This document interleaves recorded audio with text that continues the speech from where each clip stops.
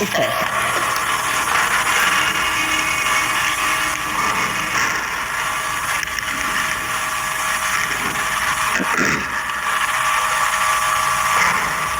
आज मैंने आपसे सवेरे बताया था कि कुंडलिनी के सबसे पहले चक्र पे गणेश जी बैठते हैं।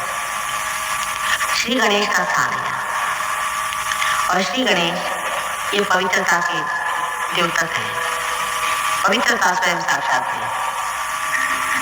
ये तो पहला चक्र हुआ और ये चक्र जो है कुंडलिनी से नीचे, वो कुंडलिनी की रक्षा ही नहीं करता है, लेकिन वो चक्र कुंडलिनी में जो लोग जाते हैं उनके ओर पूरी तरह से सतर्क रहता है। इस रास्ते से कोई भी कुंडलिनी को नहीं छू सकता। आज सवेरे मैंने आपसे बताया था कि इस रास्ते से जो लोग कोशिश करते हैं वो बड़ा ही महान पाप करते हैं। हालांकि उससे थोड़ा बहुत रुपया पैसा कमा सकते हैं, लेकिन अपने लिए जो पूंजी इकट्ठी करते हैं वो सारी ही एक दिन बहुत क्लेशकारी हो जाए। Who is going to show that? हाँ, जो दूसरा चक्र है, इसको मैंने स्वादिष्टान चक्र आपसे बताया था। इसे हम विचार करते हैं,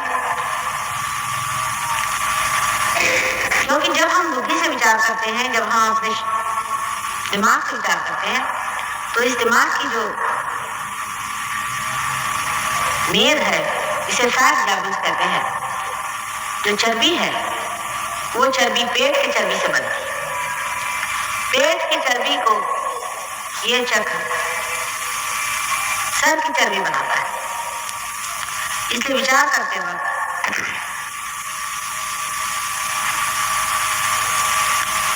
इस चक्र पे बहुत जोर पड़ जाता है। और जब विचार करने की जब आपको आदत लग जाती है, जैसे कि आजकल के आधुनिक लोगों को विचार करने की आदत है, बीमारी, तब तो ये काम इतना ज्यादा इसे करना पड़ता है कि इसके कारण बने हुए जो बाकी के काम है वो सब बिगड़ने लग जाते हैं। जैसे मैंने कहा था कि डायबिटीज इसी कारण हो जाता है, क्योंकि पैंक्रियाज भी इसी से संचालित होता है। और क्योंकि ये चक्र दूसरी चीज में व्यस्त हो जाता है, जो दूसरी कार्य की उसकी जगह है वो कमजोर हो जाती है। उसमें से एक पैंक्रियास भी है, उसमें से एक स्प्लीन भी है, लीवर का ऊपरी हिस्सा भी है, किडनी भी है। इसलिए अति विचार करना और अति प्लानिंग करना कोई बड़ी अच्छी चीज नहीं, शरीर की दृष्टि से और समाज की दृष्टि से भी बहुत अच्छी नहीं, क्योंकि मनुष्य अधिक विचार तब करता है जब वो परमात्मा को नहीं मानता। एक हद पे जाने पर परमात्मा पे छोड़ देना ही चाहिए। देवी महात्मा में लिखा है, संकल्प विकल्प विरोधी। जैसा भाई साहब, आप कहीं कार्य पे जा रहे थे, आपने पूरा प्लानिंग कर दिया, रास्ते में एक्सीडेंट हो गया, आपके हाथ में चोट आ गई, आप जा नहीं पाए।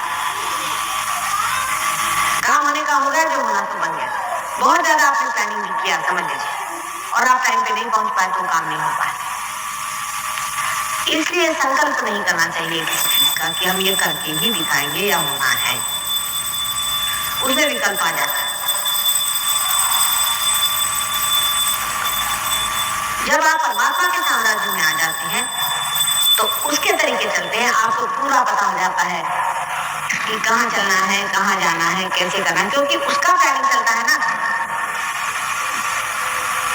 अगर भाई साहब हमारे पार हो रहे होते, समझ लीजिए, तो कभी भी उस रास्ते से नहीं जाते, उस वक्त जाते ही नहीं।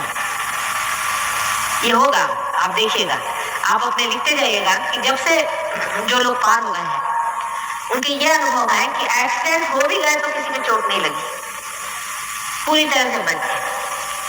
और बहुत से लोगों को जाते ही नहीं, कुछ देर हो जाती है, कहीं कुछ हो जाता है, किसी से पहुंच नहीं पाते। ये पार होने का बड़ा भारी आशीर्वाद होता है। क्या वो आप परमात्मा के साम्राज्य में आ गए? जैसे आपकी गवर्नमेंट आपको देखती है, आपकी देखभाल करती है, जब आप परमात्मा के साम्राज्य में आ जाते हैं तो परमात्मा आपके साथ देखभाल करते हैं, उनकी गवर्नमेंट आपकी देखभाल करती है। इस तरह से जीवन की जो दुर्घटनाएं हैं, जिसे हम दुर्घटना कहते हैं, वो अवॉइड हो जाती है। असल में हर अच्छे आदमी के पीछे में सैटेनिक फोर्सेस लगे रहते हैं। जीवन में भी आप देखें, कोई भी शरीफ आदमी है, उसके पीछे में सैटेनिक फोर्स लगा रहता है। उससे कोई बचाव करने का तरीका नहीं, एक ही उसका तरीका है कि परमात्मा के आंचल में घुस जाओ। ये सब सैटेनिक फोर्सेस है जिनकी वजह से आप लोग तकलीफ उठा रहे हैं, जो आपके पीछे हाथ धोकर लगे आपको परेशान कर रहे हैं। इनसे बचने का तरीका आपके पास कोई भी नहीं। वो बड़ी सूक्ष्म होती है,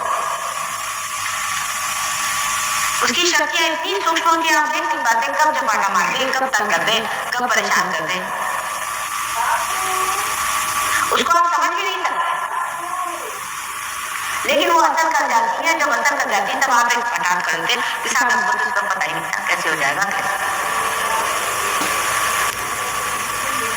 तो उससे रक्षा करने के लिए परमात्मा का आंचल जब आपके ऊपर है तो कोई सवाल ही नहीं होता कि आपको कोई तकलीफ। इस वक्त मृत्यु है वो तो होती है, इसकी बात और। लेकिन आदमी जब पार हो जाता है तो उसकी मृत्यु नाक मुंह से नहीं होती, उसके संस्कार से होती है, उसके मुंह में नाक में खून नहीं आता। अभी तक हमारे सहयोग में आपको आश्चर्य होगा, सिर्फ 1 या 2 आदमी मरे, हजारों लोग हम जानते हैं, वो भी सब 70 साल 75 साल के मरे। एक तो 98 साल के मरे और एक 73 साल के मरे। दीर्घायु भी आपको अकस्मात मृत्यु जो होती है ये सब सैटेनिक फोर्सेस से होती है, क्योंकि आपको उनका अंदाज नहीं, वो किसी वक्त आके आपके ऊपर हाथ मारती है और इसलिए आप दुखी होते हैं। और सारी इन चीजों को गड़बड़ कर देंगे, क्योंकि उनका अपना प्लानिंग रहता है। आपने कोई अच्छा ही काम करने का प्लानिंग किया होगा, लेकिन वो बीच में हाथ मार डाले। लेकिन अगर आपने पहले से प्लानिंग नहीं किया हुआ है, वो आपके मन को पढ़ सकते हैं। सैटेनिक फोर्सेस होती है वो आपके मन को बच्चे से पढ़ लेती है। यहाँ तक उनका है कि अगर आप उनसे कुछ बातचीत करें तो कोई आदमी आपको मिलेगा, बता देगा मुझे पता है माता जी से आपकी क्या बातचीत है, वो आपके मन को पढ़ सकते हैं और बता देंगे कि हाँ आपकी आपस में बातचीत है, क्योंकि आपने सारा प्लानिंग किया हुआ है आपके मन में। वो आपके मन को पढ़ लेते, उनको पता है कि आपकी तरफ से ऐसे जाना है, उनको आपका खराब नहीं पता है, वो आप कैसा करते हैं।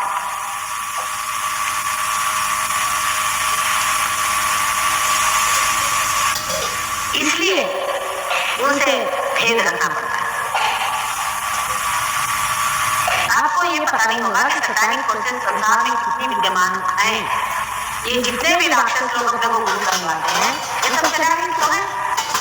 इनकी शक्तियां हिप्नोसिस वगैरह की शक्ति, ये सब सैटेनिक शैतान की शक्तियां, और इनसे ही आपके ऊपर असर करते रहते हैं। इन शक्तियों को बचाने के लिए भी आपको सहयोग लाना चाहिए, जिससे आप समझ सकते हैं कि आपके अंदर कौन सी शक्ति कहाँ से घुस रही है, किस तरह से आपसे आघात की जा रही और किस तरह से आपको सताने वाली है। अब डॉक्टर लोग हैं जैसे साइकोलॉजिस्ट, वो जानते ही नहीं कि हर पागल आदमी के अंदर कोई ना कोई भूत घुसा हुआ रहता है। वो इसको समझते नहीं है, उसको विश्वास करते हैं बेचारे, और उसका असर उन पे आ जाता है। अब हमारे यहाँ आज ही वो चले गए साइकियाट्रिस्ट आयुर्वेद के अंदर, उनको ये नहीं मालूम कि इनसे अपना बचाव कैसे करना है। जैसे समझ लीजिए किसी को टीबी की बीमारी हुई तो हम लोग उससे बचाव कर देंगे, वो बीमारी उससे लग जाएगी। लेकिन ये शैतानी शक्तियाँ उससे बचाव करने के लिए हमको कुछ मालूम ही नहीं, हम तो देख भी नहीं पाते कौन सी शैतानी शक्ति है। हमारे जो बुजुर्ग हैं वो इसको जानते हैं, लेकिन हम लोग अंग्रेज जमाने का तो हम लोग इस चीज को नहीं जानते कि शैतानी शक्तियां संसार में किस तरह से कार्यान्वित होती हैं और किस तरह से हमें परेशान करती हैं।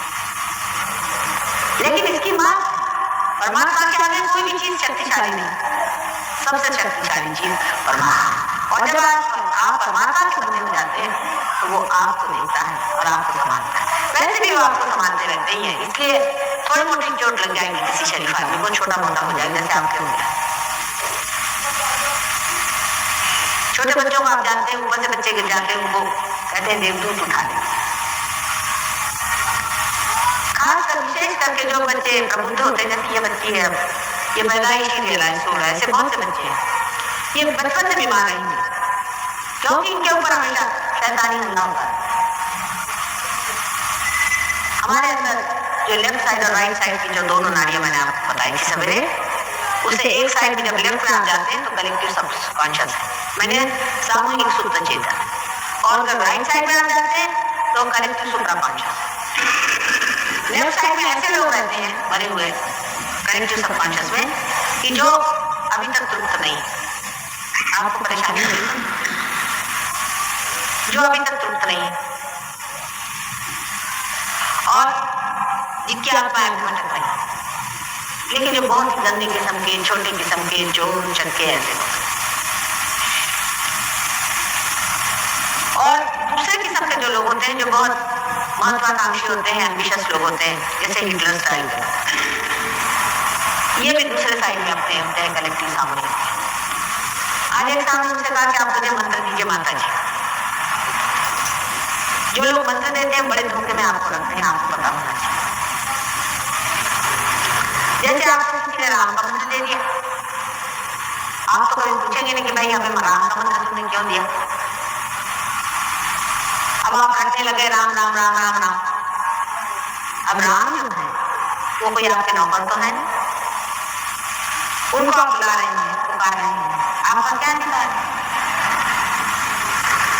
सोचने की बात है कि जब आपको अधिकार ही नहीं तो आपको बुला कैसे रहा। एक छोटी सी चीज है, हमारे प्राइम मिनिस्टर साहब भी हैं, उनको अगर आपको मिलना है तो क्या आप उनके पास सीधे जाकर के कह सकते हैं कि मुराद जी हमसे बात करिए।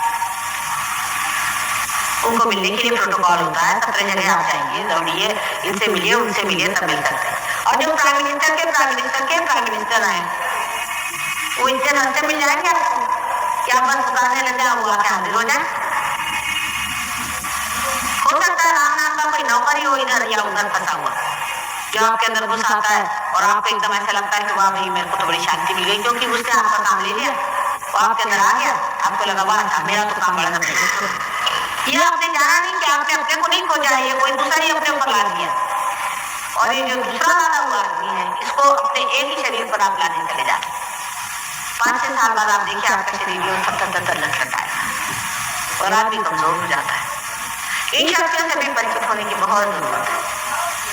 सहयोग में आने के बाद जब आपके वाइब्रेशंस आते हैं तब आप देख सकते हैं कि आसपास में किस तरह की शैतानी शक्तियां भी चलती हैं और परमात्मा की शक्ति किस तरह से आपको हर चीज में कामयाब बनाती हुई किस तरह से आगे और किस तरह से वो रास्ता ढूंढ करके और आपको सही रास्ते पर पहुंचाते हैं।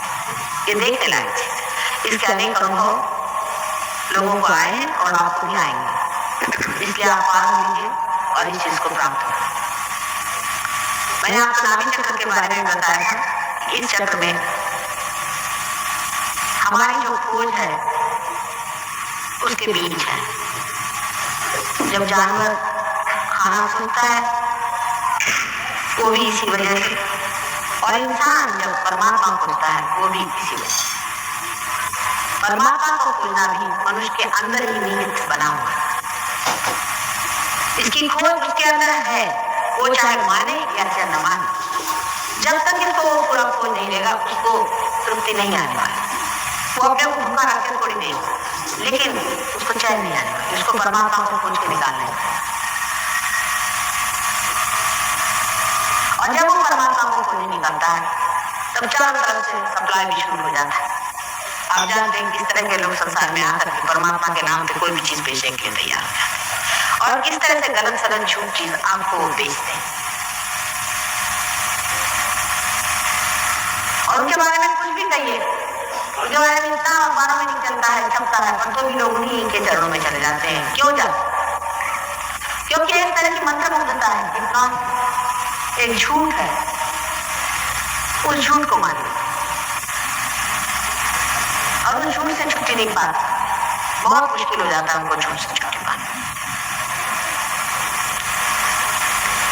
इसके चारों ओर जो आप देख रहे हैं हरा रंग आदि बनाया हुआ है, यही भवसागर है। मनुष्य के अंदर ये भवसागर है। इस भवसागर को पार करने के लिए कुंडलिनी को कोई ना कोई सोपान, कोई ना कोई ब्रिज बनना चाहिए। और उस वृक्ष को सिर्फ सहयोग में घटित होता है कि जब आप मेरी ओर हाथ किए हुए हैं या किसी भी आप ऐसे रियलाइज की तरफ हाथ करेंगे तो जो आपके अंदर में चैतन्य की लहर जाती है वो आपके हाथ से गुजर करके नीचे में वहां पर एक सोपान बना देता है। उस सोपान से ही कुंडलिनी ऊपर में चढ़ के आ जाती है। लेकिन अगर इसमें कुछ खराबी हो इस सोपान में या आपके नाभि चक्र पे या इसके चारों तरफ फैले हुए इस गौसागर में जहाँ की मुख्य स्थान है अपने यहाँ 10 गुरु माने गए हैं असल में, इसको भी प्राइमोरियल मास्टर कह सकते हैं जिसके बारे में मैंने आज बताया था आपसे। लेकिन छोटे गुरु झूठे गुरु भी बहुत है, बहुत ज्यादा झूठे।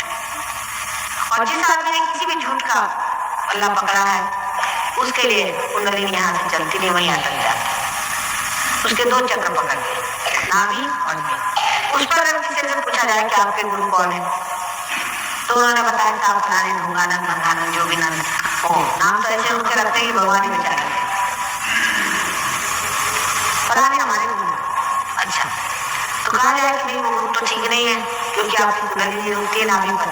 अब आप हमारे पास पार नहीं के आए हैं ना, आप अपना इलाज कराने के आए समझ लीजिए। अब आपने कोई बदपरहेजी की तो हमें बताना होगा या नहीं। आपको अगर डॉक्टर कहीं देखिए आपने खट्टा खाया इसलिए आपको नुकसान हो गया तो क्या आप डॉक्टर से लड़ेंगे कि नहीं साहब डॉक्टर खट्टा खाना ही ठीक है? ये तो पागलपन की निशानी। लेकिन उस गुरु का लेकर के जवाब खा कर देंगे। चलो 1 मिनट में इस बात को मान लें कि अगर हमारे गुरु ठीक होते तो आज हम पार होते। माने कहा है कि जो असल गुरु होगा तो हम तो उसके शिष्यों को पहचानते, उनके कुंडलिनी को पहचानते। हम तो किसी भी गुरु को नहीं जानते थे। जैसे कोई हमारे सामने आता हम समझ जाते हैं कि ये कौन से गुरु के चेले आए हुए हैं। जैसे महाराष्ट्र में गुरु थे और बहुत अपने को समझते थे, सन्यासी थे, अपने को सन्यासी लोगों से हम लोग बड़े अभिभूत रहते हैं, सोचते वाह सन्यासी आदमी आ गए तुम्हारे। सन्यासियों में इतनी घबराती, मैंने आपसे बताया कि सन्यासियों से बहुत दूर है।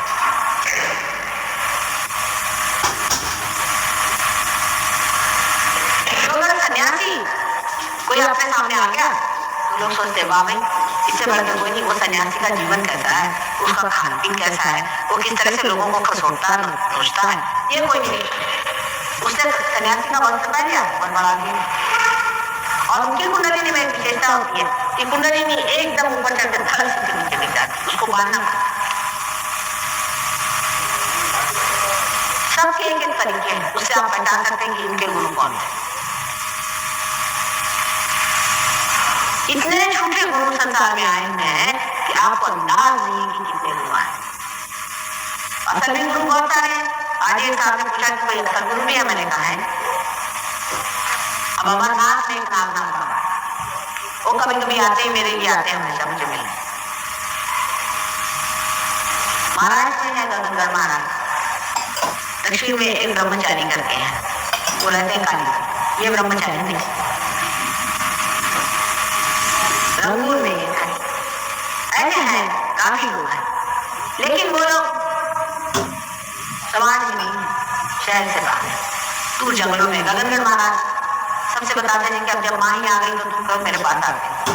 तो जब हम कोल्हापुर में हमने कहा जाए ऊपर देखाएंगे तो हमारे सब शिष्य लोग कहने लगे माँ आप तो सब गुरुओं से और इनसे बहुत परेशान है, इनसे क्यों मिलना चाहते हैं। मैंने कहा बेटे जरा वाइब्रेशन देखो, वो 7 फीट ऊपर चढ़ना था। हमने कहा हम तो चढ़ते जाएंगे उनसे मिलने। जब उन्होंने ऐसे हाथ किया तो उनके सबके अंदर हाथ में ठंडा ठंडा आने लगा। तो कहने लगे चलिए, जब ऊपर गए तो देखा बैठे थे मस्ती में अपने और बहुत तारा। कहने बरसात हो रही थी, सब भीग गई आप। अब देखिए कि इन लोगों ने कैसे प्रभुत्व चीजों पे कर लिया, बरसात पे, सूर्य पे, ये सब काम नहीं किए। लेकिन ये रियलाइजेशन बहुत कम देते। उन्होंने एक आदमी को रियलाइजेशन दिया। मैंने कहा कि भाई आपने रियलाइजेशन क्यों नहीं दिया और लोगों को? तो कहने एक को दिया और काम पकड़े 25 साल उस पर हमने मेहनत करी हर एक चक्रों में। बात है उनको टाइम बहुत लगता है, मेरे को तो लगता नहीं ना टाइम, मैं तो इसमें माहिर हूँ। लेकिन उनको बहुत टाइम लगता है बेचारों को। बोल रहे थे मुझे को हजारों वर्ष लगे वाइब्रेशन पाने में। कल एक पे मेहनत करी, उनका नाम अर्णा महाराज। कल आप आगे भी कभी देखना, आपको पता होगा कि मुझे उसका वो भी नहीं देखेगा। तो कहने लगे कि वो कामिनी और कांचन के पीछे पड़ा हुआ। रियलाइजेशन के बाद, परिशुद्धि के बाद, उसके बाद एक दिन ऐसा इत्तेफाक हुआ, उनसे कुछ मुलाकात हो गई हमारी, किसी के यहाँ आए हुए थे, बदतमीजी शुरू थी उनकी पूरी समय, औरतें औरतें लेकर बैठे हुए थे। तो हमें कहने लगे कि हमारे महाराज जो है आप मुंबई आते हैं आपसे मिलने के लिए। उनकी 108 वर्ष की उम्र है, इन महाराज की जीवन का वो तो कभी छोड़ते नहीं थे अपना तकिया, वो क्या जरूरत था नहीं, मतलब इनके पेट पर पैर आता होगा क्या से तो गुरु जी। तो मैंने कहा कि अच्छा अब हम तो जा रहे हैं, ऐसा करिए आप कि हम आपस को लगाते हैं। तो हमने उनके आज्ञा पे उनको लगाया, कहा आप हमें लगा दें। जैसे उन्होंने लगाया तो यहाँ चिपक गई, धक धक धक धक धक शुरू हुआ, तो फिर लगे चिल्लाने, कहले माँ माफ कर दो माफ कर दो। मैंने कहा फिर से अपने गुरु के लिए ऐसे कहा तो देख लेना उससे बुरा नहीं, अपना आज्ञा तो पूरा पकड़ा हुआ, क्या बातें करते भगवान, शर्म है तुमको, तभी औरतों के साथ यहाँ बैठे हो, इतनी उन्होंने 25 साल तुम्हारे ऊपर मेहनत करी हुई, चले जाओ मैंने कहा यहाँ से। लेकिन बाद में उन डॉक्टर ने बताया कि उन लोगों से सबसे 2.25 लाख सोना और 125 रुपया सब ले लिया। उसके बाद मैंने उनसे कहा जब आए तो वो 1.25 जूता मारा, कहना कि हमारी श्रद्धा इससे 125 की है, लेकिन हमारे हाथ दुखेंगे तो 1.25 जूता तुम मारेंगे। मैंने वो तो रियलाइजेशन के बाद तो जो रियलाइज नहीं है, जिन्होंने यही शुरू से प्लान कर लिया कि किसको कैसा बच्चा और किसको घसोटे, ये तो पक्के चोर मिलंदर हैं। बहुत से लोग जेल से छूटने के बाद गुरु बन जाते हैं, आप लोग आए का उसे नाराज होने की कोई बात नहीं, जो असलियत है उसे समझ लें, मैं आपकी माँ हूँ, मुझे आपको आगाह करना है। अरे गली पूछे में एक गुरु बैठा है, जरा आप उनका पता लगाएं, बाकी जब पुलिस लगाने इनके पीछे में सबको तो पता हो जाएगा कि आज से ड्यूटी बंद लोग जो जेल से निकले हुए घूम रहे हैं। बम्बई वाले यहाँ आएंगे, यहाँ वाले बम्बई जाते हैं। इससे अच्छा और कौन सा तरीका था लोगों को ठगने का, इससे रावण ने जैन को तक ठग लिया था। जितनी भी बदसूरत चीज हो उसको ढकने के लिए बहुत खूबसूरत चीज उस पर लगा दीजिए, वो चीज ढक जाए। आपसे भी बढ़ के विदेश के लोग बेचारे बड़े सीधे हैं, वो कहते हैं कि वो तो कह रहे हैं वो भगवान है। अरे मैंने कहा वो कहने को लगता क्या है, ये भगवान है कह दिया, कहने उन्होंने तो पेपर में छपा दिया। मैंने कहा लगता क्या, पेपर में पैसा दे दिया उन्होंने छपा दिया। अभी वो कह रहे हैं इसका मतलब हो क्या हो सकते हैं, क्योंकि ये लोग इस तरह के हैं, इसलिए सोचते हैं कि हम लोग भी जो कहते हैं उसका कुछ माने होता है। यहाँ तो किसी कहने से कुछ लगता ही नहीं। तो ये जो गुरु का अंदर अपने यहाँ जो बना हुआ है, जहाँ मैंने बहुत सारा बताया हुआ, ये बहुत जरूरी चीज है, इसको समझ लेना चाहिए। और इसलिए हम तो सबको खुलेआम कहते हैं, हर एक के बारे में 1970 से हम खुलेआम सबके बारे में कह रहे हैं, नाम ले लेकर के सब, और बता रहे हैं कि क्या क्या करना होता है खुलेआम। लेकिन किसी की आज तक हिम्मत नहीं हुई कि ना हमारे ऊपर किसी ने केस की, ना किसी ने पुलिस में दर्ज किया, ना कुछ, खुलेआम सबके नाम ले लेकर के बता रहे हैं ये किस कदर के बदमाश, किसी की हिम्मत नहीं। हालांकि सब लोग हमें आकर कहते हैं कि माँ तुमको नहीं मालूम मैं तुम्हारा मर्डर कर देंगे। मैंने कहा करें तो मैंने तो कौन करता मेरा मर्डर। ना किसी ने शिकायत की, ना किसी एक अक्षर हमारे विरोध में कोई नहीं बोला, क्योंकि इनको मालूम है कि सारी कोर्ट पड़तियां मुझे मालूम। लेकिन इनके शिष्य जरूर ऐसे होते हैं कि जो मेरे से खिलाफत कर लेते हैं, पर वो लोग नहीं, वो लोग चुप्पी साधे बैठे, सब एक से एक बिलंदर है और सब आपको ढूंढ रहे हैं, बेवकूफ बना रहे हैं। इसलिए सजग हो जाए और सतर्क हो जाए, इनके चक्कर में जाए। और इसलिए बुरा मानने की कोई बात नहीं, माँ है, माँ सब बात सही सही बताएगी और आपसे पूरी बात बताएगी, चाहे बुरा माने चाहे भला बनाए। मेरे लिए तो बड़ा अच्छा, सबको अच्छा कहते फिर हो, बस आप लोग नाराज नहीं हो। वो लोग तो किसी को बुरा भला नहीं कहते, वो क्यों कहें, उनको आपको जेब से मतलब, आपको नचाने से मतलब है उनको, वो आपको किसको बुरा भला कहेंगे। ईसा मसीह ने कहा था कि शैतान के घर में रहने वाले लोग आपसी बुराई करके कहाँ जाएंगे। लेकिन कबीर ने आवाज उठाई थी, नानक ने आवाज उठाई थी, ईसा ने आवाज उठाई थी। इसलिए क्योंकि ये सब झूठ है। और मुझे इसमें भी हर्ज नहीं है, स्मगलिंग करें, कुछ करें, पैसा कमाए, कोई हर्जा नहीं, चलो मैं पैसा ही कमाता हूँ। लेकिन ये आपकी कुंडली नहीं खराब कर देती। जो आपका अधिकार है सहज योग का, जो परमात्मा का पाने का आपका अधिकार है, उस पे हाथ मारते हैं, इसलिए मैं इनके विरोध में। अब जो उसके ऊपर का चक्र है, जिसके बारे में अभी तक तो मैंने बाकी सब चक्रों के बारे में बताया था, जिसे कि हम लोग हृदय चक्र कहते हैं। चक्र हृदय तोलन है, हृदय में तो आत्मा का स्थान है। आत्मा जो है वो हमारे अंदर स्थित है और सारे हमारे क्षेत्र को जानता है, उसे क्षेत्रज्ञ कहते हैं। वही साक्षी है, वो हर एक चीज जानता है, हम क्या कर रहे हैं क्या नहीं कर रहे हैं।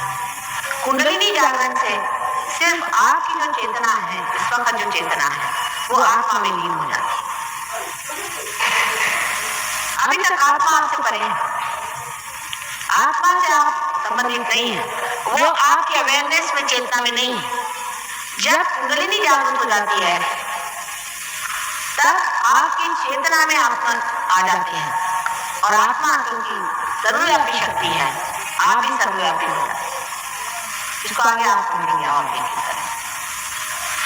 अब ये जो हृदय चक्र है, ये बीचों बीच में है, ये आपकी माँ का, देवी का है, जगदम्बा का, जो कि पहाड़ों में बहुत प्रसिद्ध है, उनका ये स्थान है।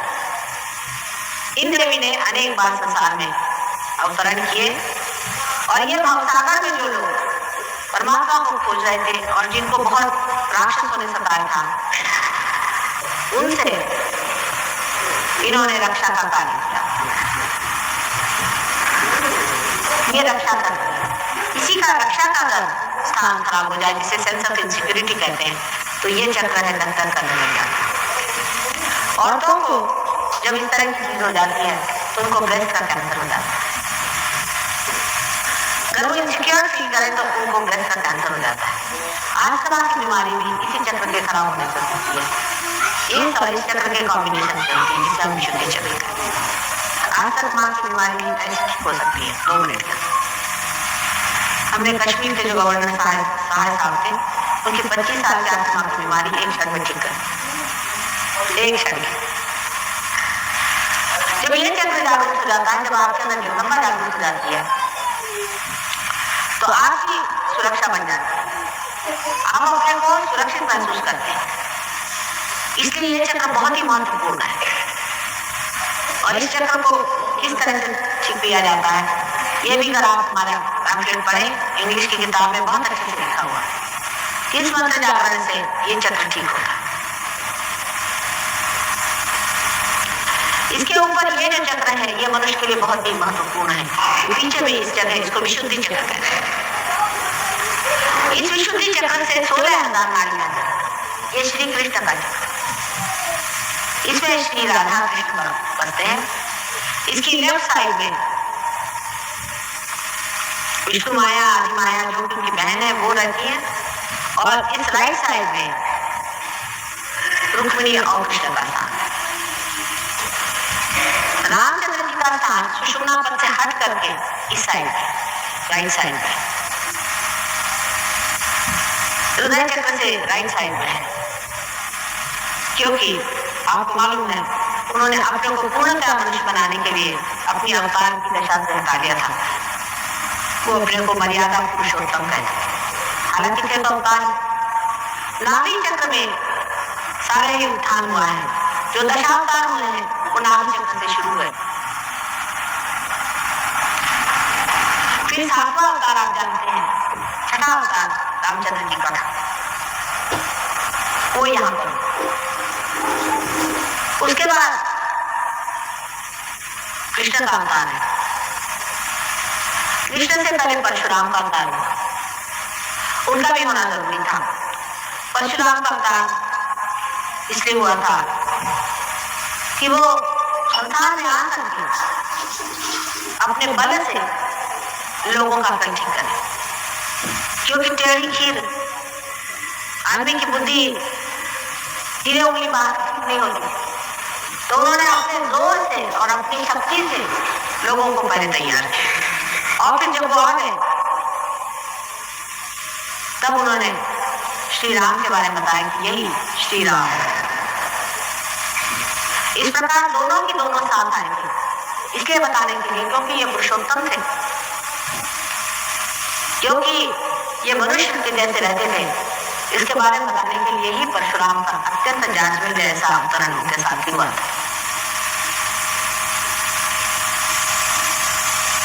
उसके बाद श्री कृष्ण का अवतार हमारे विशुद्धि चक्र पे हुआ है।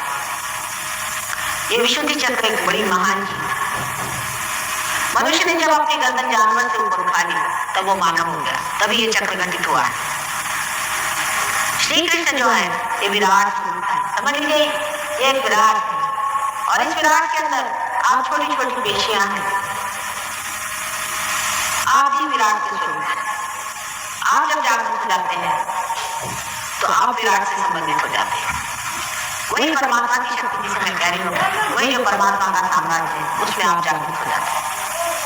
सारी पेशियां इन तरह से जब जागरूक हो जाती हैं तो पूरा विराट जागरूक हो सकता है। ये विराट की शक्ति है।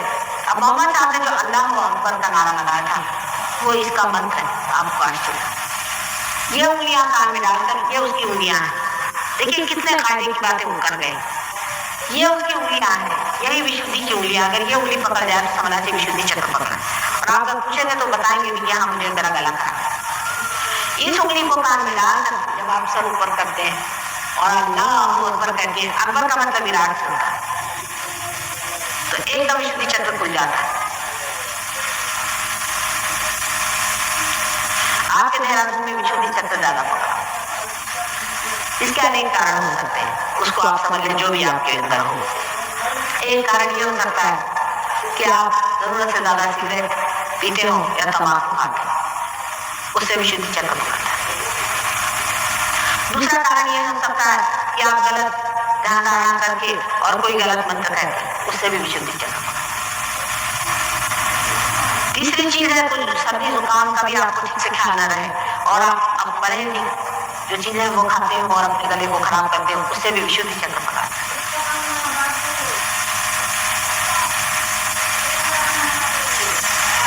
विशुद्धि चक्र इससे भी पकड़ा जाता है जब आदमी अपने को बहुत छोटा समझता है, जब वो ये सोचता है कि वो विराट का कोई हिस्सा नहीं है, जब वो ये नहीं समझ पाता कि अगर वो भूल भी है तो वो सामने तब भी विशुद्धि चक्र पकड़ता है, जिसको कहते हैं न्यूनगंध, इंफीरियरिटी कॉम्प्लेक्स। पांचवी चीज है जब उसको माँ बहन का ख्याल नहीं रहता है तब उसके लिए विशुद्धि पकड़ता है। या जो आदमी बहुत क्रोध से बातें करता है और दुष्टता से व्यवहार करता है, उसका भी विशुद्धि पकड़ता है। ऐसे अनेक कारण, उसमें से जो भी कारण हो उससे हमें मतलब नहीं।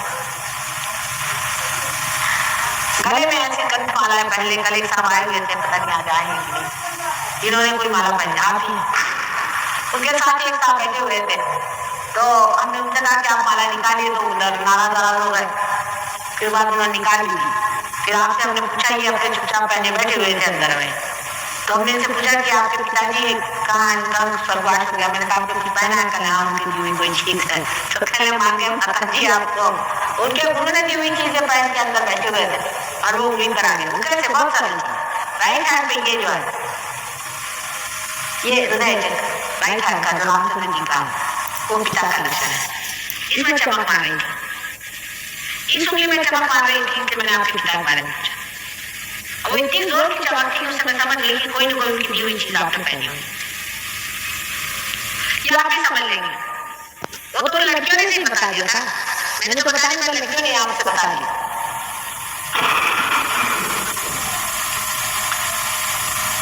तो इस तरह से चक्र का पकड़ हो गई। जैसे इन्होंने माला निकाली पास में और इनके पास चीज आ गई, छोटी छोटी चीज पे लोग अटक जाता। मैंने कहा भाई काशी का धंधा छोड़ दो, वही नहीं छोड़। हम आपको परम देने बैठे हैं, आप छोटी चीज को भी छोड़ रहे हैं। अरे काशी के पढ़ने कैसे होते क्या पता नहीं, आपको मुझे बताना होगा। और का भेजा हुआ वो जो गंदा है वो किस काम का होगा वो भी क्या बताना होगा आपको। एक पैसे की चीज 1 रुपए बेचते हैं और इतने दुष्ट इतने गंदे लोग हैं, सारे उस मंदिरों के वाइब्रेशंस भी खराब कर दिए। इसमें बुरा मानने कौन सी बात है? किसी बात का बुरा नहीं मानना है। सब आपके मंगल और कल्याण में बात कर रहे हैं, सब कुछ आपके मंगल और कल्याण के लिए कर रहे हैं। ऐसी छोटी छोटी बातें लेकर के लोगों ने अपने फंसा रखा हुआ। तो इस विशुद्धि चक्र की मैं बात कर रही हूँ कि जो विराट, उसके बाद ये ऊपर का चक्र है। ये चक्र इससे बड़ा महत्वपूर्ण माना जाता है। आज्ञा चक्र, आज्ञा चक्र बड़ा सकरा होता है, उसके अंदर से कुंडलिनी का निकलना कठिन हो जाता है। दोनों तरफ से जब ईगो और सुपर ईगो दोनों दबाते हैं तो ये चक्र और भी दब जाता है। जब आदमी किसी को क्षमा नहीं करता और आदमी उसी के बारे में सोचता रहता है कि इससे मुझे ये सताया, उससे मुझे वो सताया, मुझे ये तकलीफ दी, वो तकलीफ दी, ऐसे आदमी का आज्ञा चक्र एकदम पकड़ जाता है। और जो लोग चश्मा लगाते हैं उनका भी आज्ञा चक्र कुछ कमजोर होता है शारीरिक। इस आज्ञा चक्र के भी अनेक रूप हैं, वो आप पढ़ेंगे तो आप मेरे पास जो किताब है उससे आप पढ़ें, उससे आप देख सकते हैं कि काफी लोगों ने उस पर लिख दिया आज्ञा चक्र के बारे में। इस आज्ञा चक्र पे महाविष्णु का स्थान है। अब आप लोग महाविष्णु के बारे में जानते नहीं, लेकिन देवी भागवत से पढ़ा होगा, उसने महाविष्णु के बारे में पढ़ा है कि बहुत बड़ा ये अवतार माना जाता है जो राधा जी का पुत्र है और वो संसार में आने वाला है, ऐसा 14,000 वर्ष पहले कहा गया था। और वही अपने ईसा मसीह साक्षात महाविष्णु के अवतरण है।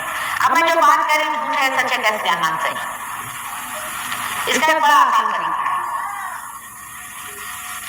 आपके जब वाइब्रेशन आ जाए तो आप पूछिए कि क्या ईसा मसीह महाविष्णु के अवतरण है, वही आज्ञा चक्र पे है, और वाइब्रेशन आना शुरू। आज्ञा चक्र पे जो लॉर्ड्स प्रेयर है वो इसका मंत्र है, लेकिन वो साक्षात ओम और प्रणव से बने, माने गणेश जी का अवतरण है, ओम प्रणव है। उन्होंने साकार अपना स्वरूप किया और इस संसार को धारण करने के लिए आएंगे, क्योंकि वो ओम और प्रणव है। उनकी मृत्यु जब भी हुई उसके बाद उनका पुनरुत्थान, और कृष्ण उनके पिता है, क्योंकि उन्होंने कहा था कि नैनम छिदन्ति शस्त्राणि नैनम दहति भाव, कि ये जो प्रणव है, जो ओम है, ये किसी चीज से भी कटता नहीं और किसी भी चीज से ये वहन नहीं होता है। उसकी सिद्धता करने के लिए महाविष्णु का अवतरण इस संसार में। कृष्ण उनके पिता थे, इसलिए उनको कृष्ण कहते हैं। और यशोदा जी का नाम रखने के लिए ही उनको राधा जी ने यीशु कहा। उनकी मां साक्षात राधा जी, महालक्ष्मी का अवतरण है। ये सब अपने ही हैं, लेकिन उनको ज्ञान लेना है। लेकिन प्रणव निराकार है, ओम निराकार है, और साकार निराकार देकर के बड़ा झगड़ा लोगों ने खड़ा करा हुआ। इस मामले में थोड़ी सी जरूर बात करूंगी, नहीं तो ये भी एक झगड़ा बना ही रहेगा परमानेंट। और खासकर आप देहरादून में तो काफी इस पे मैं देखती हूँ सनातन धर्म और आर्य धर्म आदि वगैरह काफी करके मैं तू होती रहती है। हालांकि मिला किसी को भी नहीं, सदियों से चले आ रहे हैं झगड़े, मिला किसी को भी, किसी की भी तृप्ति मैंने नहीं पाई। अब निराकार साकार की बात थोड़ी सी समझा दें तो ये झगड़े भी खत्म हो जाए। जिस वक्त हमारी पिंगला नाड़ी बनाई गई, जो कि हम देख रहे हैं हमारे राइट साइड में है, उस वक्त के 5 तत्व जो थे उनको जागरूक करने की बात थी। आप 5 तत्व जानते हैं, जिससे सारी सृष्टि है, इनको जागरूक करना था। इसीलिए यज्ञ वगैरह हमारे वेदों में किए गए, श्रुतियां पढ़ी गई, यज्ञों में ये जो 5 तत्व है उसको जागरूक किया गया, जैसे मैंने सवेरे बताया था आपसे। ये 5 तत्व जागरूक करना जरूरी थी। अग्नि को जागरूक करना था, पानी को जागरूक करना था, क्योंकि इनकी जागरूकता के कारण ही मनुष्य उनको इस्तेमाल कर सकता था। उसके बाद ही खेती बाड़ी शुरू हुई। आपका कारण उसी वजह से मनुष्य के दिमाग में आया। अगर हमारी पिंगला नाड़ी अगर जागरूक न होती तो हम कभी भी साइंस न खोज पाते, न ही हम ये समझ पाते कि इन 5 तत्वों को हम किस तरह से इस्तेमाल करें, बिजली कैसे बनाएं और किस तरह से हम इस अग्नि को इस्तेमाल करें। अग्नि का तक हमें बताना आता कि हम अग्नि भी न बना, ये सब हम बना सके, इसलिए राइट साइड की पूजा होती है। इसीलिए यज्ञ होते रहे और निराकार में ही जो की 5 शक्तियां, इसलिए निराकार की पूजा होती उस जमाने में। लेकिन उसमें जब आगे लोगों ने सोचा कि अब जागृत कर दिए, अब आगे क्या, तो फिर मनन की चीज शुरू हुई। तब फिर सेंट्रल पार्क पे आ गए। जब सेंट्रल पार्क में सुषुम्ना नाड़ी पे चढ़ना शुरू हुआ तो उन्हें दिखाई देने लग गया इस जगह ये देवता बैठे हुए हैं और ये देवता है। और ये जो 5 तत्व बने हैं, इसी से इन चक्रों की बॉडीज भी बनी हुई, इनकी जो शरीर रचना है ये इन्हीं 5 तत्वों से बनी है।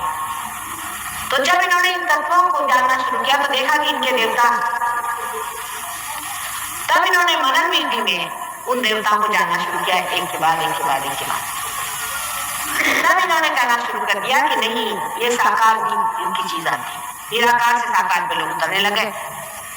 जैसे जैसे चेतना बढ़ती गई वैसे वैसे आने लगे।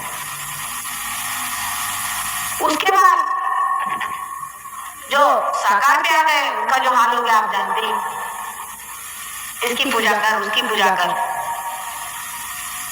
रिचुअलिज्म आ गया, अंधश्रद्धा आ गई, धर्मांधता आ गई, बड़ा बुरा हाल हो गया। तब फिर एक बड़ा भारी आंदोलन हुआ। इतना ही नहीं, मोहम्मद साहब जैसे लोग संसार में पैदा हुए, क्राइस्ट संसार में आए, इन्होंने सबने कहा कि निराकार ही साकार खत्म करो। हालांकि बड़ा गोपनीय है सब कुछ लिखना, बाइबल में लिखा हुआ है कि जो कुछ पृथ्वी ने बनाया हुआ है और जो कुछ आकाश ने बनाया है उसका प्रतिरूप न बनाइए। ये बड़ी मार्मिक चीज है, इसको ईसाई लोग समझे तो समझ ले कि मूर्ति पूजा क्या है। अब पृथ्वी ने कौन सी चीज बनाई हुई बताइए आप, उसकी प्रतिरूप करके उसकी पूजा नहीं करना चाहिए। पृथ्वी ने जितने भी स्वयंभू लिंग है ये बनाए,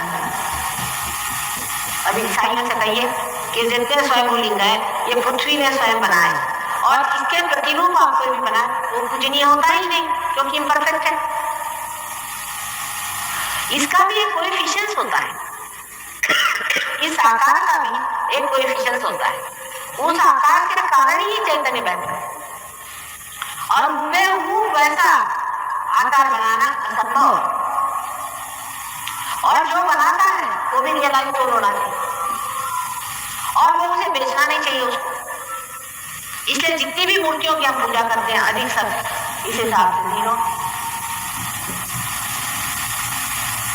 अब आप जाकर के देखें, रंजना का एक गणेश जी है, बिल्कुल गणेश के रूप है, बिल्कुल गणेश का, और ये पृथ्वी के अंदर से निकले होंगे, किसी ने उनको हाथ भी नहीं लगाया।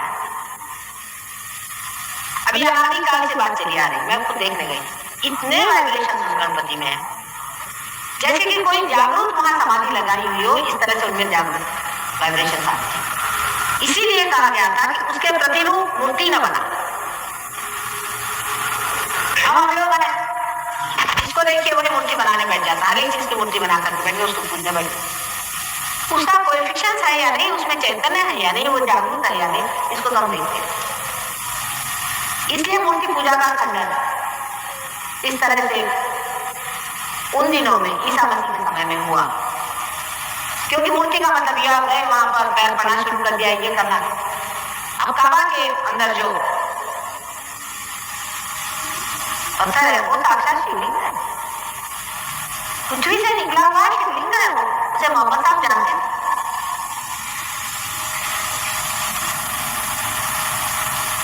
और जितने भी शिवलिंग साक्षात है वो साक्षात है, लेकिन उसको देखिए वो ये मिट्टी का बना ले, पत्थर का बना ले, ये बनाने की इजाजत नहीं, इसलिए मूर्ति पूजा वाला।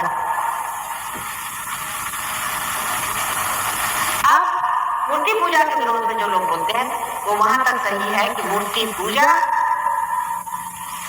जो कि मूर्ति झूठ मूठ में बनाएंगे उसकी नहीं होनी चाहिए, यहाँ तक तो सही है। लेकिन साकार परमात्मा नहीं होते हैं ये कहना बहुत गलत बात है। इसका मतलब आपने वन साइडेडनेस ले ली।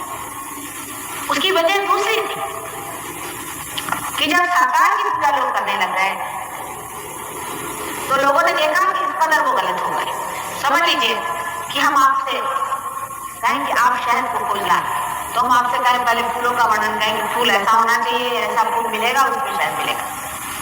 आप गए देख के चले, हाँ भाई फूल मिल गया, आप फूलों की पूजा करने लगे, शहद आपको नहीं मिलेगा। बातचीत से शहद नहीं मिल सकता।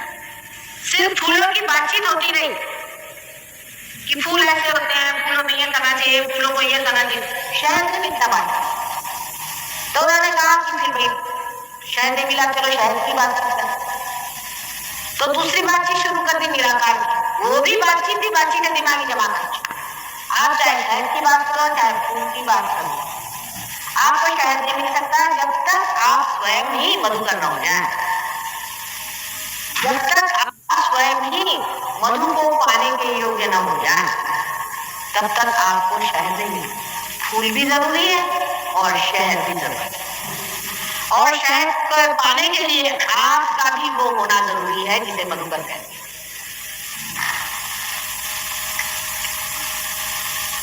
अब ये झगड़ेबाजी की बात है कि हर चीज को लेकर झगड़ा करते हैं। सत्य एक है, उस पर कभी झगड़ा नहीं। अब उस जमाने में, जो पहले जमाने में जब कि सिर्फ हम अपने पांच तत्वों को प्रबुद्ध कर रहे थे, उस चीज को लेकर के, और आज झगड़ा करने की कोई जरूरत नहीं। जो बीच की बात होती है, यह भी बिल्कुल सही है कि परमेश्वर अवतार स्वरूप होते हैं, वो अवतार लेते हैं संसार में आ करके और मनुष्य का उद्धार करते हैं। यह भी बिल्कुल सनातन बात है, और यज्ञ कथा भी सनातन बात है, जिसके कारण आप ये 5 एलिमेंट्स हैं अपने अंदर, उसकी शुद्धि करें। क्योंकि अगर आपके चक्र शुद्ध नहीं हुए तो मेरा कहना भी व्यर्थ है। वो भी जरूरी चीज है, और आत्मा का जानना भी जरूरी चीज है। अगर इसको समझ लें तो सारा झगड़ा खत्म हो जाए, और व्यर्थ की बकवास कर करके हजारों किताबें लिख करके जिस तरह से आप लोगों ने झगड़ा खड़ा कर दिया है, वो सब देखा। अब कल ही साहब आए थे तो कहने में गायत्री मंत्र करता हूँ, भाई क्यों करते हम गायत्री? मैंने कहा कि अच्छा आप कहिए कि आप गायत्री देवी के बारे में पूछे। कल हम तो मानते नहीं वो साकार। अरे आप मानते नहीं तो किस आधार से नहीं मानते? क्योंकि आप आर्य समाजी फैमिली में पैदा हो गए, आप आर्य समाजी बन गए। मनुष्य की स्वतंत्रता कहाँ गई? क्योंकि आप हिंदू पैदा हो गए, आप हिंदू बन गए। हो सकता था आप मुसलमान पैदा हो जाए, हो सकता था आप कहीं अफ्रीका में पैदा हो सकते थे। जब आपका पुनर्जन्म है ही नहीं, तो आप कहीं भी पैदा हुए होंगे। शायद हो सकता है पूर्व जन्म में बड़े कट्टर मुसलमान होंगे और आज बड़े कट्टर आप ब्राह्मण बने बैठे, हो सकता है। और होता ही है, एक अति से आदमी दूसरी अति में हमेशा होता है। एक कट्टरता को लेकर चलता है तो दूसरी कट्टरता होता है। सत्य कट्टर नहीं है, सत्य साक्षात, इसका साक्षात करना चाहिए। सूझबूझ इसमें है, सूझता इसमें है, इसमें विस्तार कि वो जो सत्य है उसे हमें पाने का है, उसी को हमें लेने का, और असत्य हम नहीं चाहते। आज यही हो रहा है, आपके जो जवान बच्चे हैं ये परमात्मा पे विश्वास नहीं करते। उनको मेरी बात भी बेकार लगती शुरू में। सभी विश्व में ये बात, आप ही की बात ये नहीं, आपसे कहीं अधिक और जगह ये हो गया, कहीं अधिक और जगह हो गया कि जहां लोगों ने परमात्मा से विश्वास छोड़ दिया। अल्जीरिया के एक हमारे शिष्य है, इंजीनियर है, वो हमारे पास आके मुसलमान है। वहाँ के जितने भी पढ़े लिखे लड़के हैं, इंजीनियर, डॉक्टर, आर्किटेक्ट वगैरह, उनको परमात्मा विश्वास है। उनमें से ये भाषा ये किसी तरह से हमारे पास आ गए और पार एक विश्वास के निर्माणता से निकल करके और अविश्वास की ओर जब मनुष्य झुकता है तो बीचों बीच सहज होकर से पकड़ सकता है। जब उन्हें साक्षात हो गया, आज उन्होंने 500 वहां अपने डिसाइपल्स बनाए अल्जीरिया में, जो कि मुसलमान है, जो कि विष्णु की भी पूजा करते हैं और मोहम्मद को भी जानते हैं।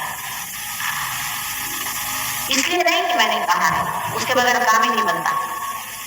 अगर आपके पेट के कैंसर है और अगर आप मेहमान हैं तो आपको मोहम्मद साहब का नाम लेना पड़ेगा। आप नहीं लीजिएगा तो मैं ठीक नहीं कर सकता। और अगर आप मुसलमान हैं और आपको कैंसर है पेट का, तो आपको दत्तात्रेय जी का नाम लेना पड़ेगा और विष्णु जी का नाम लेना पड़ेगा, चाहे आप मुसलमान हो चाहे कोई। किसी का कोई चिंता नहीं होता है ये भगवान मेरे हैं, वो भगवान मेरे हैं। उनको समझा नहीं, बुझा नहीं और बना दिया। अब तो धर्म का राजकारण जब बन गया तो अब तो भगवान ही बन जाता है। जो लोग राजकारण में धर्म लाके बात करते हैं, उनसे पूछे आप क्या धर्म के बारे में जानते भी हैं? धन का राजकारण नहीं बन सकता।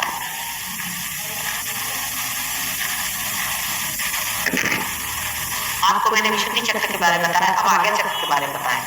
जब कुंडलिनी आज्ञा चक्र को चलती है तब आपके विचार हो जाते हैं, विचारित आपके बैठ जाते हैं। ये भी चक्र यहाँ बहुत पकड़ता है, पता नहीं क्यों आप क्षमाशील कम है। क्षमा करना चाहिए, क्षमाशील होना बहुत जरूरी है, क्योंकि अगर हम क्षमाशील नहीं तो परमात्मा भी हमें क्षमा नहीं करेगा। हमें बहुत तकलीफ होती है दुनिया में, माना है, लेकिन हमको क्षमा करना चाहिए, इससे परमात्मा भी हमें क्षमा करेगा। नहीं तो परमात्मा क्यों हमारी गलतियां क्षमा करेगा। इससे भी आगे चलकर बहुत पकड़ता है, क्षमाशीलता बहुत जरूरी है। इसलिए मैं बार बार आपसे कहती हूँ कि आप सबको क्षमा कर दें, पूरी तरह से क्षमा करें। अंत में आपका चक्र जो है, जिसे सहस्त्रार कहते हैं, जो 1000 पेशेंट से बना हुआ है। डॉक्टर का जगह ये 992 नाड़ियां हैं उनके सामने, और इसको 1000 कहते हैं। अब यही लेके बैठे रहिए उनके साथ झगड़ा करके। 1000 पंखुड़ियां हैं, वो खुल जाती है कमल के। अनेक रंगों की पंखुड़ियां होती हैं, और जब ये खुल जाती है तब कुंडलिनी इसके अंदर से गुजर के और ब्रह्मरंध्र को छेदती है। इसका नाम है ब्रह्मरंध्र। रंध्र माने छेद, और ब्रह्म का, ब्रह्म माने सर्वव्यापी जो शक्ति जो कार्य करती है, परमात्मा की जो शक्ति जो सर्वव्यापी है, जो आपके अंदर निहित है। और जैसे ही ये छेद देखी, आपके अंदर वो शक्ति स्थापित हो जाती है। आप अंदर का के अंदर क्या प्रॉब्लम है। ये सामूहिकता आपके अंदर जागरूक होती है, इसमें कोई लेक्चर नहीं देने की बात। ये घटना आज घटित होने वाली है। आज मेरा यहाँ आखिरी दिन है, मैं चली जाऊंगी दिल्ली। मैंने कल भी कहा था कि यहाँ से कुछ लोगों को मिलकर के कोई एक स्थान नियत कर दे, किसी के भी घर पे छोटी सी भी जगह सेंटर की तरह से हो जाए, जहाँ सबका संबंध जुड़ जाए। उसको बहुत बड़ी जगह की जरूरत नहीं, एक एड्रेस ऐसा हो जहाँ सब लोग मिले, तो देहरादून का सेंटर चल जाएगा और देहरादून में काम हो सकता है। और हम दिल्ली से भी लोगों को यहाँ भेज देंगे जो आ करके और इसके बारे में काफी समझा के आपकी मदद करेंगे। अनेक तरह की बीमारियां इसमें ठीक हो जाती है, कैंसर की बीमारी, हर एक तरह की बीमारी ठीक हो जाती है। वो आपको भी सिखा देंगे, आप भी जागरूक हो जाइए, वो आपको भी प्रगति कर देंगे। लेकिन आज तक ऐसा एक्सपेरिमेंट हमने किया नहीं कि ऐसी जगह पहुंचे जहाँ कोई पहले से सहयोगी नहीं रहता। ये पहला ही एक्सपेरिमेंट है, और इसका कारण है कि हमारी नातिन जो है यहाँ स्कूल में एडमिटेड थी। पिछली मरतबा हम आए तो हमने सोचा कि बड़ी तकलीफ हुई है, यहाँ ऐसा करने से कोई हल नहीं, और कुछ लोग जुट भी गए, इसलिए बात बन गई। लेकिन आप में से कोई एक ऐसा एड्रेस हो जहाँ पर सब लोग मिल सकते हैं, साधारण घर हो तो भी चल जाएगा। ऐसा एक एड्रेस आप लोग सब मिल करके जो यहाँ पार हो जाए वो कर दें। और इस तरह की एक चीज चला देनी चाहिए जो शहर के अंदर हो, बहुत दूर न रहे। उसके बाद बाहर से लोग आते रहेंगे, आप उनसे पूरी तरह से गाइडेंस ले सकते हैं और आगे।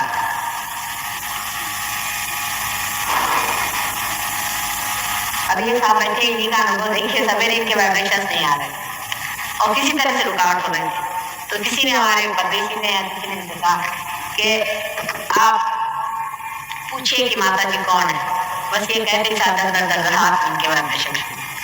उनको बड़ी हंसी आई अपनी बात करनी। ऐसा ही चमत्कार होता है, एक चीज पर आगे हो जाता है। एक छोटी सी चिंगारी की आंख में चल जाए या तिनका चला जाए तो सारा आकाश आपके आंख से लुप्त हो जाता है। उसी तरह की छोटी छोटी चीज पर हम मिले रहते हैं। ऐसी अगर कोई छोटी चीज है उसे निकाल लेना चाहिए और निकाल लेना चाहिए। आप लोग सब इस तरह से हाथ करके बैठे हैं, अब इस तरह से बैठे रहिए, मैं सबको नहीं। कोई प्रश्न तो पूछे, एक आध कोई प्रश्न पूछे, पर बेकार प्रश्न पूछने में समय नहीं बर्बाद करना चाहिए। जो चीज आपके अंदर होने की उसको घटित होना चाहिए या आपके अपनी संपदा उसे पाले। अब छोटी छोटी बातों पे लोग उलझ जाते हैं। अभी कोई बता रहे कि हम एक अंगूठी पहने थे, उसी के लिए कहने लगे माता जी ने हीरे की अंगूठी क्यों पहनी। भाई हमारे पास बहुत ज्यादा अंगूठियां और अब आप पति चाहते हैं कि हम सब अलंकार से लिप्त रहे और सब हमारे पति की गाड़ी कमाई है। यहाँ लोग जो हमारे पति को जानते जानते बहुत ईमानदार है, कोई ना बेईमानी पैसा नहीं कमा। लेकिन आश्चर्य की बात है कि वो अंगूठी हीरे की नहीं है, वो झूठी अंगूठी। वो किसी ने आपको प्रेम से दे दी थी हमने पहले। ये देखिए, ये माया की चक्कर है, वो बिल्कुल झूठी अंगूठी। हमारे पास अपनी बहुत सारी है हीरे की, लेकिन वो झूठी अंगूठी हम पहने थे प्रेम के पीछे, वो चक्कर है। कुछ ही पैटर्न है। हम किसी से एक पैसा कभी लेते नहीं, ना आप हमें देता। अब इस जन्म में हमारे पति है, रईस हमारे पिता बहुत रईस आदमी थे, सब कुछ है तो हम पहन लेते थोड़ा बहुत, जितना हमसे तो कुछ कभी पहनते थे, बहुत ही कम पहनते। लेकिन हमारे पति का शौक है कि हमारी पत्नी जो है सुहागिन है, पहने तो हम शिकली पहनते हैं। हम कोई सन्यासी आदमी थोड़े ना, आपसे लेकर हम कुछ पहनते। जो परंपरागत में पहना वो हम पहनते, कोई हम सन्यासी नहीं है, हम कोई साधु बाबा नहीं है, और उनमें हमें कोई छुपा बताने की भी नहीं। तो हमने ये क्यों पहना, वो क्यों पहना, इस तरह की फालतू की बात करने से क्या फायदा था।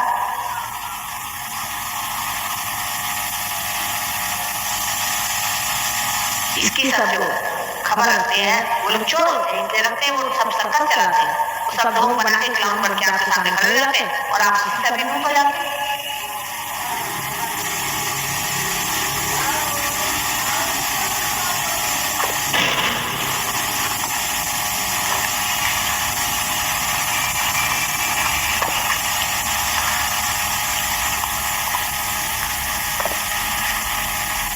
यहाँ ये समझना चाहिए कि आपको लेना है, हमें नहीं, हम देने बैठे हैं। आपको नहीं मिला तो आपका डिस्क्रेडिट है, आपके लिए वो गलत रहेगा, आपके लिए नुकसान दे रहेगा, हमारे लिए नहीं। आज सवेरे में मैंने कहा था मुझे आपसे कुछ नहीं लेना, वोट भी नहीं लेना, इलेक्शन भी नहीं लड़ना, कुछ भी नहीं, मुझे शौहरत भी नहीं चाहिए आपसे, लेकिन आपका जो अपने अंदर छिपा हुआ है वो मान लीजिए, ये मां की तरह मैं समझाती हूँ। अगर आप अपनी मां को समझ सकते हैं, आप मुझे भी समझ सकते हैं। आपको इम्प्रेस करने के लिए हम यहाँ नहीं आए, और उससे हमें क्या मिलने वाला है, आप हमें क्या देने वाले, पहले ही बताइए आप हिसाब किताब। मुझे बड़ा आश्चर्य हुआ कि एक सुविद्य महिला ने इस तरह की बातें नहीं, बहुत आश्चर्य की बात। इसीलिए शायद इस जन्म में हमारे पति इतने ऊंचे पद पे पहुंच गए कि दूसरी दुनिया में आए।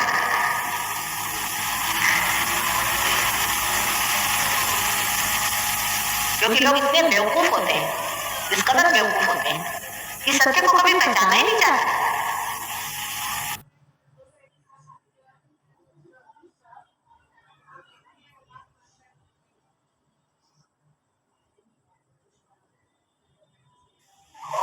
आपसे पिछली मर्तबा मैंने बताया था कि आत्मा क्या चीज है, वो किस प्रकार सच्चित आनंद होता है, और किस प्रकार आत्मा की अनुभूति के बाद ही मनुष्य इन तीनों चीजों को प्राप्त होता है। आत्म साक्षात्कार के बगैर आप सत्य को नहीं जान सकते,